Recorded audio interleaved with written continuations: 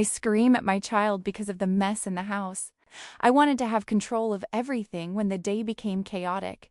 I lost my patience in front of my kid. I saw every refusal as a challenge and ignored my son's real needs. I felt overwhelmed with the maternity challenges. I needed time alone. Let's be honest about why moms scream. It's rarely about the spilled juice or the messy room. It's about what's happening inside us. However, this behavior leads to insecure kids in the future. Let's understand the real reasons behind our anger so you can become the mom you want to be. Section 1. Why moms yell. The real reasons. We're overwhelmed by the chaos.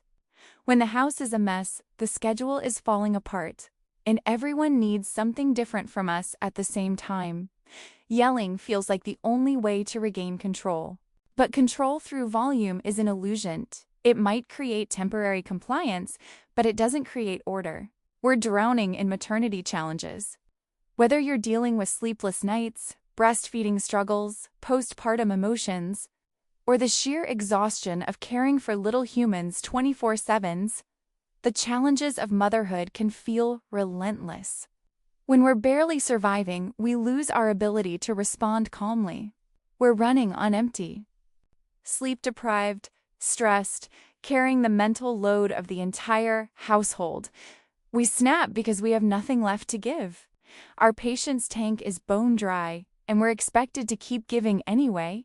We desperately need time alone. Sometimes we yell because we haven't had 5 minutes to ourselves in days. We're touched out, talked out, and completely depleted. The constant demands with no break make us want to escape our own responsibilities, and that guilt mixed with exhaustion comes out as anger. We see defiance where there's actually development. When a toddler says no or a child refuses to cooperate, we take it personally. We see it as disrespect or challenge to our authority. But often, kids are simply expressing normal developmental needs for autonomy, or they're communicating something they don't have words for yet. We're repeating patterns from our own childhood. If yelling was the language of your home growing up, it becomes your default under stress. You swore you'd be different, but in moments of overwhelm, your mother's voice comes out of your mouth. We believe yelling equals effective discipline. Somewhere along the way, we confused volume with authority. We think if we're not loud, we're not in charge. But the truth is, yelling is a sign we've lost control, not gained it. Understanding why we yell is the first step to changing the pattern and becoming a better mom. Section 2. What yelling does to your child. Here's what most moms don't realize. Frequent yelling doesn't just hurt in the moment. It fundamentally changes how your child develops emotionally and psychologically. It creates anxious attachment. When the person who's supposed to be their safe place is also the source of fear, children develop what psychologists call anxious attachment. They never quite know if they're safe or in trouble, loved or rejected. They learn to walk on eggshells, constantly watching your face and tone for signs of anger. It floods their brain with stress hormones. Repeated yelling triggers cortisol and adrenaline in your child's developing brain. Dr. Laura Markham, a clinical psychologist, explains that this doesn't just feel bad, it actually impacts brain development, particularly in areas responsible for emotional regulation and self-esteem. It teaches them that love is conditional. Children of frequent yellers learn that acceptance depends on perfect behavior. They start to believe they're only lovable when they're compliant, quiet, and not making mistakes. This belief follows them into adulthood. It damages their sense of safety. Home should be a refuge. When yelling is frequent, children are constantly in a state of hypervigilance, always scanning for signs of anger, always bracing for the next explosion. Their nervous system never fully relaxes. It shapes their future relationships. Kids who grow up with frequent yelling often become people pleasers, terrified of conflict and constantly seeking approval. Or they go the opposite direction, they become angry and defiant themselves because they've learned that yelling is how you get your way and express big emotions. It erodes their self-esteem. Every time we yell at them, We are sending the message that they're a problem to be managed rather than a person to be understood. Over time, this becomes their internal, voice-critical, harsh, unforgiving. Research shows that children who experience frequent yelling exhibit similar behavioral and emotional problems as children who experience physical discipline. The wounds may be invisible, but they're just as real. Section 3. The long-term consequences. Let's talk about what happens as these children grow up. They struggle with self-worth. Adults who were raised with frequent yelling often carry a deep belief that they're too much, not enough, or fundamentally flawed. They question their value constantly and have difficulty accepting love and praise. They have difficulty with emotional regulation. Because they never learned healthy ways to handle big emotions, they either explode like their parents did, or they stuff everything down until they shut down completely. They lack the emotional toolkit for healthy relationships. They battle anxiety and depression. The constant stress of an unpredictable home environment in childhood creates a foundation for mental health struggles in adolescence and adulthood. Studies show a direct correlation between harsh parenting and increased rates of anxiety disorders. They repeat the cycle. Without intentional intervention, they parent the way they were parented. The generational pattern continues. Your grandchildren will experience the same environment your children did unless someone breaks the chain. They struggle to trust. If they couldn't trust their primary caregiver to be emotionally safe and consistent, trusting others becomes incredibly difficult. This affects friendships, romantic relationships, and even their ability to trust their own instincts. They may struggle academically and socially. Children living in high-stress home environments often have difficulty concentrating at school, forming healthy peer relationships, and reaching their full potential. This isn't about making you feel guilty. This is about understanding the stakes so we can be motivated to change and become the mothers our children need. Section 4. Why we must stop. So why is it so critical that we break the yelling cycle? Because our children's emotional security depends on it. Secure kids become confident adults who can handle life's challenges, form healthy relationships, and pursue their dreams without being held back by deep-seated insecurity. Anxious kids carry that anxiety into every area of life: school, friendships, careers, marriage, parenting. Because yelling doesn't actually work long-term. It might get immediate compliance through fear, but it doesn't teach character, wisdom, or genuine respect. It teaches kids to avoid getting caught, not to make good choices.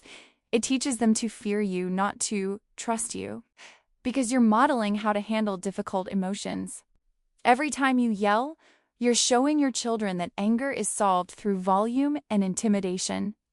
Every time you pause, breathe, and respond with calm firmness, you're teaching them emotional intelligence that will serve them for life.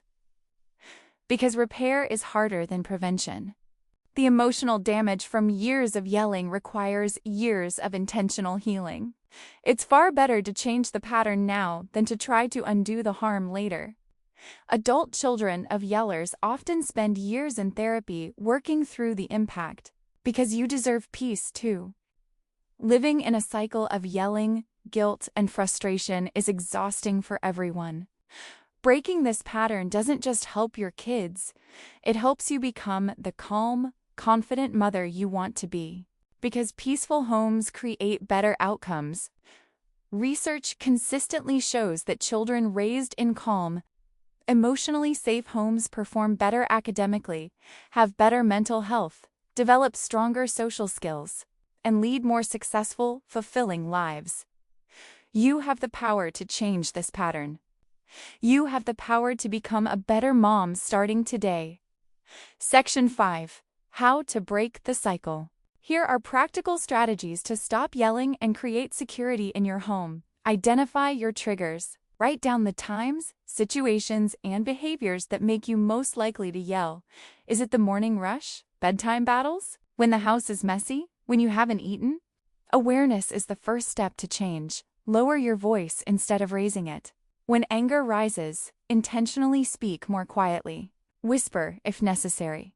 This interrupts your anger pattern and actually gets better attention than yelling.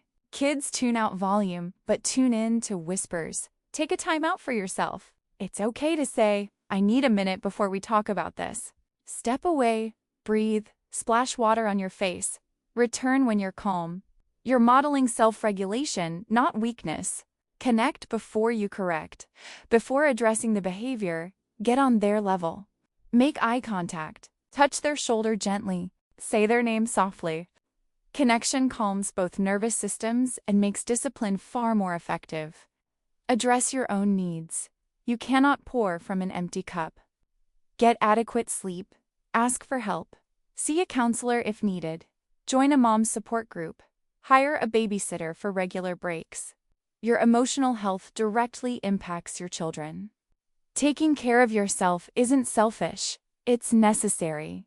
Change your self-talk. Instead of "I'm a terrible mom," say "I'm learning to parent differently." Instead of "I can't control my anger," say "I'm developing new responses." The words in your head matter and shape your actions. See the child behind the behavior. When your child refuses or disobeys, pause and ask, what do they really need right now? Are they tired, hungry, overwhelmed, seeking connection? Behavior is communication, especially in young children who lack the vocabulary to express complex needs. Create a calm down plan before you need it. Before you're in the heat of the moment, decide what you'll do. Will you count to 10? Step outside for 30 seconds? Put yourself in a timeout? Go to the bathroom and take 5 deep breaths? Have a plan. Use natural consequences instead of anger. Instead of yelling about toys left out, calmly explain that toys left out get put away for the rest of the day. Let consequences teach, not your volume. Repair when you fail. You will mess up. When you do, apologize specifically within a few hours. "I raised my voice, and that wasn't okay. You didn't deserve to be yelled at. I'm working on handling my frustration better. Can you forgive me?"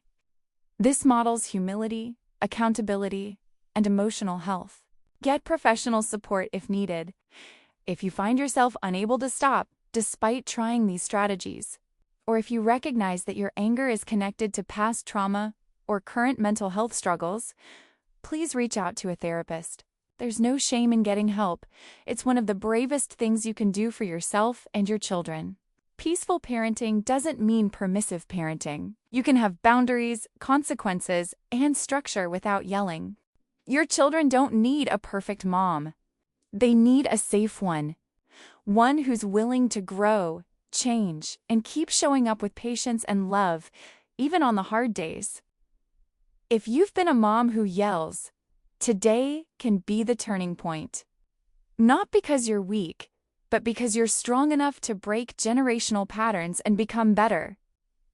The chaos in your house doesn't have to equal chaos in your responses. The defiance in your child doesn't have to trigger anger in you. The mess around you doesn't have to create a mess in your relationship with your kids. The overwhelming challenges of motherhood don't have to result in overwhelming your children with your emotions. You can choose peace.